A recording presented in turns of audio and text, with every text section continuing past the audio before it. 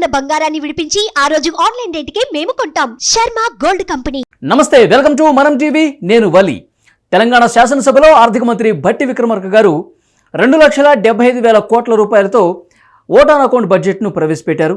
ముఖ్యంగా అన్ని శాఖలకు సంబంధించిన కేటాయింపులు జరిగాయి. అలాగే 6 గ్యారెంటీలకు సంబంధించి కూడా 53,196 కోట్ల రూపాయల కేటాయింపులు 6 గ్యారెంటీలకు సంబంధించి బడ్జెట్లో ప్రవేశపెట్టడం జరిగింది. ముఖ్యంగా ఓట్ ఆన్ అకౌంట్ బడ్జెట్ ప్రవేశపెట్టడానికి గల కారణం ఏంటంటే, యాక్చువల్గా తెలంగాణ ఎలక్షన్స్ అయిపోయినాయి, తెలంగాణలో కొత్త ప్రభుత్వం ఏర్పడింది, కాంగ్రెస్ ప్రభుత్వం వచ్చింది. ఇప్పుడు ఇక్కడ ఓట్ ఆన్ అకౌంట్ బడ్జెట్ ప్రవేశపెట్టాల్సినటువంటి అవసరం ఏంటి అంటే, ఇప్పుడు కేంద్రంలో మన బడ్జెట్ కూడా ఓట్ ఆన్ అకౌంట్ బడ్జెట్, ఎందుకంటే కేంద్రంలో లోక్సభ ఎన్నికలు జరుగుతున్నాయి, మరో 3 నెలల్లో కేంద్రంలో కొత్త ప్రభుత్వం ఏర్పడుతుంది కాబట్టి వాళ్ళు ఓట్ ఆన్ అకౌంట్ బడ్జెట్ను ప్రవేశపెట్టారు. ఎందుకంటే రివైజ్ చేయాలి, కొత్త ప్రభుత్వం వచ్చిన తర్వాత రివైజ్డ్ బడ్జెట్ అనేది ప్రవేశపెడతారు. సో కేంద్ర బడ్జెట్కి రాష్ట్ర బడ్జెట్కి కొంత సంబంధం ఉంటుంది కాబట్టి ఇటు రాష్ట్రం నుంచి పన్నుల రూపంలో కేంద్రానికి కొంత ఆదాయం వెళ్తుంది, కేంద్రం నుంచి మళ్ళీ అన్ని రాష్ట్రాలకు ఆ ఆదాయం అనేది డివైడ్ అవుతుంది. కేంద్రానికి సంబంధించిన పథకాలు ఇక్కడ కొన్ని అమలవుతూ ఉంటాయి. సో ఇక్కడ అమలు చేస్తున్నటువంటి పథకాలు కూడా కేంద్ర బడ్జెట్తో సంబంధం ఉంటుంది కాబట్టి కేంద్రంలో రివైజ్డ్ చేస్తే కనుక ఆ అంకెలు ఎక్కడ కూడా కొంత మార్పు జరిగే అవకాశం ఉంటుంది. సో రాష్ట్ర ప్రభుత్వాలు కూడా మళ్ళీ రివైజ్డ్ బడ్జెట్లు ప్రవేశపెట్టాల్సినటువంటి అవసరం ఉంది. సో కాబట్టి తెలంగాణ ప్రభుత్వం కూడా శాసనసభలో ఓట్ ఆన్ అకౌంట్ బడ్జెట్ను ప్రవేశపెట్టింది.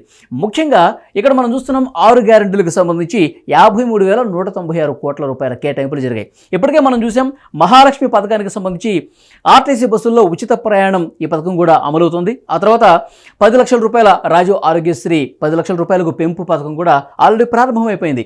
ఆ తర్వాత గృహజ్యోతి అన్ని గృహాలకు 200 యూనిట్ల వరకు ఉచిత విద్యుత్, దీనికి సంబంధించి కూడా నిర్ణయం జరిగిపోయింది, అతి త్వరలోనే ప్రారంభం కాబోతుంది. అలాగే మహాలక్ష్మిలో ఉన్నటువంటి 500 రూపాయలకి గ్యాస్ సిలిండరు, 200 యూనిట్ల ఉచిత ఈ గృహజ్యోతి పథకము, దాంతోపాటు 500 రూపాయలకు గ్యాస్ సిలిండర్, ఈ 2 పథకాలు కూడా క్యాబినెట్లో నిర్ణయం జరిగిపోయింది. అతి త్వరలోనే రాబోయే వారం 10 రోజుల్లోనే ఈ పథకాలు కూడా అమలయ్యే అవకాశం కనిపిస్తుంది. దీంతోపాటు ఇప్పుడు ఈ బడ్జెట్లో 53,000 కోట్ల రూపాయలు 6 గ్యారంటీలకి కేటాయింపులు జరిగిన నేపథ్యంలో వేగంగా వడివడిగా అన్ని పథకాలను కూడా అమలు చేసే ఆలోచనలో తెలంగాణ ప్రభుత్వం ఉంది. శాసనసభలో భట్టి విక్రమార్క గారు చాలా స్పష్టంగా చెప్పారు. ప్రతిపక్షం బీఆర్ఎస్ నాయకులు ప్రశ్నలు లేవనెత్తిన నేపథ్యంలో 6 గ్యారెంటీలు మీ వల్ల కాదు, సాధ్యం కాదు, బడ్జెట్ కేటాయింపులు జరిగినప్పటికీ కూడా మీరు అమలు చేసేటువంటి పరిస్థితి ఉండదని విమర్శలు చేస్తున్న నేపథ్యంలో భట్టి విక్రమార్క గారు చాలా స్పష్టంగా చెప్పారు. 100 రోజుల్లో, ఇంకా 100 రోజులు కాకముందే ఎందుకు ఈ విధంగా ప్రభుత్వాన్ని బద్నాం చేసేందుకు కంకణం కట్టుకున్నారు? ప్రభుత్వాన్ని బురద జల్లే కార్యక్రమాలు దయచేసి చేయవద్దు. 100 రోజుల సమయం మేము చెప్పాము, ఇంకా 100 రోజులు కాలేదు, 2 నెలల సమయం మాత్రమే అయింది, ఇంకా సమయం ఉంది కాబట్టి అన్ని పథకాలను కూడా మేము హామీ ఇచ్చినట్టుగా 6 గ్యారెంటీల్ని అమలు చేస్తామని చెప్తున్నారు. So already 2 అమలవుతున్నాయి మహాలక్ష్మిలో. తర్వాత గృహజ్యోతి 500కు సంబంధించిన గ్యాస్ సిలిండర్ కూడా త్వరలోనే అమలవుతుంది. దాంతోపాటు రైతు భరోసా ప్రతి సంవత్సరం కూడా రైతులు, కౌలు రైతులకు 15,000 రూపాయలు, వ్యవసాయ కార్మికులకు 12,000 రూపాయలు ఇస్తామని చెప్పారు. వరి పంటకు బోనస్ 500 రూపాయలు బోనస్ కూడా ఇస్తామని చెప్పారు. సో నెక్స్ట్ అమలు చేసేది ఇదే. వారం 10 రోజుల్లో ఈ గృహజ్యోతి పథకము, దాంతోపాటు గ్యాస్ సిలిండర్లు కూడా అమలు చేసే ఆలోచనలో ప్రభుత్వం ఉంది. ఆ వెంటనే నెక్స్ట్ ఖరీఫ్ సీజన్ కూడా ప్రారంభమవుతుంది కాబట్టి వ్యవసాయానికి సంబంధించి రైతుకు ఒక భరోసా కల్పించేందుకు దీన్ని కూడా మార్గదర్శకాలు అధికారులు రెడీ చేస్తున్నట్టుగా సమాచారం వస్తుంది. అందుకనే 53,000 కోట్ల రూపాయలు 6 గ్యారెంటీలకి కేటాయింపులు చేయడానికి కూడా కారణం ఏంటంటే, వెంటనే మళ్ళీ ఖరీఫ్ సీజన్ ప్రారంభమవుతుంది కాబట్టి రైతులు, కౌలు రైతులకు రైతు భరోసా కింద 15,000 రూపాయలు ఇవ్వాలి. అలాగే వ్యవసాయ కార్మికులకు కూడా ఇస్తామని చెప్పాం.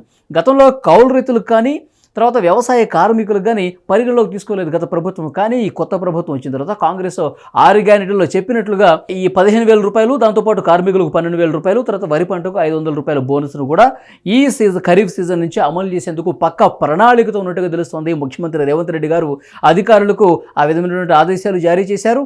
అధికారులు ప్రస్తుతం మార్గదర్శకాలు రూపొందించే పనిలో ఉన్నారు. ముఖ్యంగా ఈ రైతు భరోసా మాత్రమే కాదు, మిగతా అన్ని పథకాలకు సంబంధించి లబ్ధిదారులు ఎవరైతే నిజమైన లబ్ధిదారులు ఉన్నారో, నిజమైన పేదలు ఉన్నారో వాళ్ళందరికీ లబ్ధి కలిగే విధంగా 6 గ్యారెంటీలు ప్రతి ఒక్క పేదవాడికి, క్యూలో నిల్చున్న చివరి పేదవాడికి కూడా అందించాలన్న ఒక సదుద్దేశంతో తెలంగాణ ప్రభుత్వం ఉన్నట్టుగా చెప్తున్నారు. ఈ నేపథ్యంలో అధికారులు మార్గదర్శకాలు రెడీ చేసే ఆలోచనలు ఉన్నట్టుగా తెలుస్తుంది.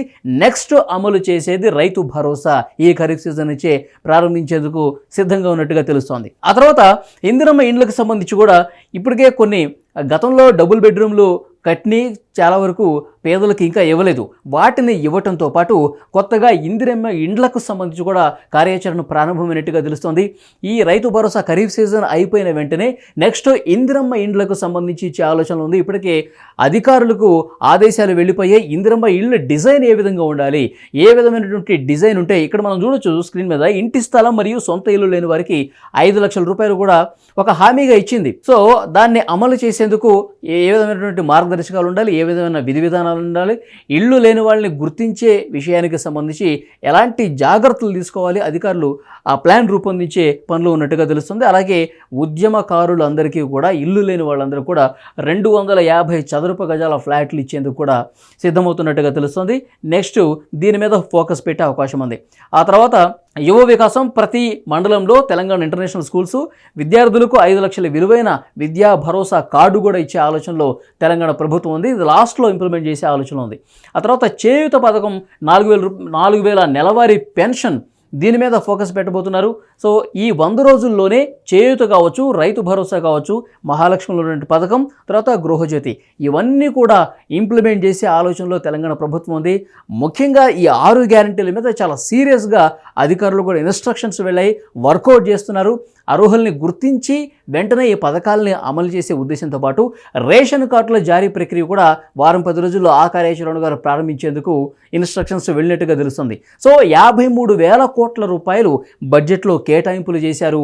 దానికి అనుగుణంగా ప్రస్తుతం అమలవుతున్నటువంటి పథకాలు కావచ్చు, ఇక ఈ వారం 10 రోజుల్లో క్యాబినెట్ డెసిషన్ అయిపోయినటువంటి గృహజ్యోతి పథకానికి సంబంధించి 200 యూనిట్ల లోపు ఎవరైతే కరెంటు వాడుకుంటారో వాళ్ళకి ఫ్రీ కరెంటు చేయడంతో పాటు 500 రూపాయలకి గ్యాస్ సిలిండర్ ఇచ్చే పథకానికి సంబంధించి కూడా మార్గదర్శకాలు ఈ వారం రోజుల్లోనే జారీ అవుతాయి. వెంటనే ఆ 2 పథకాలు కూడా స్టార్ట్ చేసే ఆలోచనలో ఉన్నారు. నెక్స్ట్ ఖరీఫ్లో రైతు భరోసా పథకాన్ని ఎట్టి పరిస్థితుల్లో అమలు చేయాలనే ఉద్దేశంతో ఉన్నారు. ఆ తర్వాత పెన్షన్ను 4,000 రూపాయలు పెంచే పరిస్థితి కూడా ఉంది. సో దానికి సంబంధించి కూడా ఎప్పటికప్పుడు అధికారులతో సమాలోచనలు జరుపుతున్నారు. ఇవన్నీ అమలు చేయాలంటే రేషన్ కార్డు ఉండాలి. కాబట్టి రేషన్ కార్డుల జారీకి సంబంధించి ఒక గొప్ప నిర్ణయం జరగబోతున్నట్టుగా తెలుస్తుంది. చాలామందికి రేషన్ కార్డులు లేవు, సో మాకు పథకాలు రావని చెప్పి చాలామంది నిరుత్సాహంతో ఉన్నారు. సో వాళ్ళందరికీ కూడా ఒక భరోసా కల్పించేందుకు అతి త్వరలోనే రేషన్ కార్డుల జారీ ప్రక్రియ ప్రారంభం కాబోతున్నట్టుగా తెలుస్తుంది. సో 53,000 కోట్ల రూపాయలు మామూలుగా ఒక అంచనాకు వచ్చి బడ్జెట్ను ఓటాన్ అకౌంట్ బడ్జెట్ రూపంలో 6 గ్యారెంటీలకు ఇచ్చారు. తర్వాత రివైజ్డ్ చేసిన తర్వాత ఇంకా ఏమైనా అవసరం పడితే కలిపేందుకు కూడా తెలంగాణ ప్రభుత్వం సిద్ధమవుతున్నట్టుగా సమాచారం వస్తుంది. ఇప్పుడు బీఆర్ఎస్ నాయకులు రాజకీయపరమైనటువంటి విమర్శలు చేస్తున్న విషయం తెలిసిందే. 100 రోజుల్లో 6 గ్యారెంటీలు అమలు చేసే పరిస్థితి లేదు అని చెప్తున్నప్పటికీ కూడా ఇంకా 100 రోజులు కాలేదు, 2 నెలల సమయం మాత్రమే అయింది. అయినప్పటికీ కూడా ప్రభుత్వం మీద విమర్శలు చేస్తున్నారు. కానీ ప్రభుత్వం సైడ్ నుంచి కూడా అదేవిధంగా తిప్పికొడుతున్నారు. మాకు చిత్తశుద్ధి ఉంది. గతంలో ఏదైతే ప్రభుత్వ ధనాన్ని లూటీ చేశారో, ప్రభుత్వ నిధులను లూటీ చేశారో అలాంటి పరిస్థితి ఉండదు. ప్రతి పేదవాడికి కూడా న్యాయం జరిగేందులో భాగంగానే మేము పారదర్శకంగా ఉంటామని చెప్పే దాంట్లో భాగంగానే ఇవాళ బడ్జెట్లో కూడా 53,000 రూపాయలకు పైగా నిధులు కేటాయించారంటే ఈ ప్రభుత్వ చిత్తశుద్ధి ఇది. మేము 100 రోజుల్లో అమలు చేయడానికి సంసిద్ధత ఉన్నాము అని చెప్పి చాలా స్పష్టంగా ఈ బడ్జెట్ రూపంలో చెప్పినట్లయింది. చూద్దాం ఇక ప్రభుత్వం ఎంత త్వరగా అమలు చేస్తుంది, అన్న మాటను నిలబెట్టుకునేందుకు ఎలాంటి ప్రణాళికతో ముందుకు వస్తుంది, నెక్స్ట్ మార్గదర్శకాలు ఎంత వేగంగా రెడీ అవుతాయి, ప్రజలకు చిట్ట చివరి పేదవాడికి కూడా, అర్హులైన పేదవాడికి కూడా ఈ 6 గ్యారెంటీలు అమలు చేసే విషయంలో ఎంత వేగంగా చర్యలు తీసుకుంటుందనేది కూడా చూడాలి. Thank you very much.